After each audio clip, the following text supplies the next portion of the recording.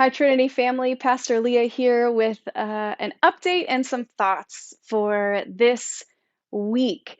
We are in the second week of our stewardship campaign, or approaching the second week of our stewardship campaign, and we're exploring the theme of uh, something bigger and how to live a spiritually rich life. Last week we talked about how to love God with our hearts and how to explore what we value and what we prioritize, where our hearts are, and how we align our lives and our giving and our connections with our values.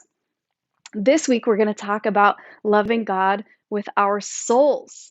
Now, this is a concept that's maybe a little abstract, but one way I think of loving God with my soul is to trust God. That feels like a really soul level connection with God to me, particularly because I'm a person who doesn't trust other people's control very much. I struggle sometimes with trusting other people's instructions or directions, and I very much want to be in control of my own life. So it can be a little hard sometimes to trust God's direction uh, for my life or for my family or what have you.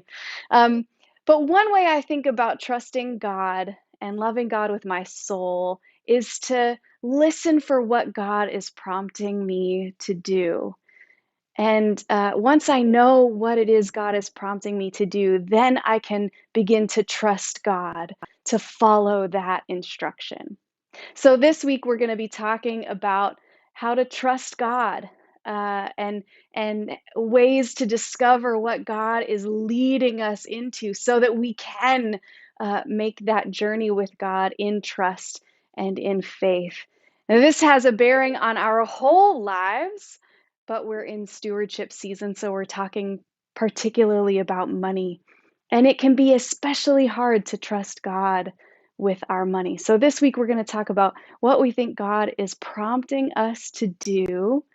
Where is God calling for our trust with our individual lives, with our finances, with our community of faith, and with our budget? What is God calling us to, and how can we grow in trust of God?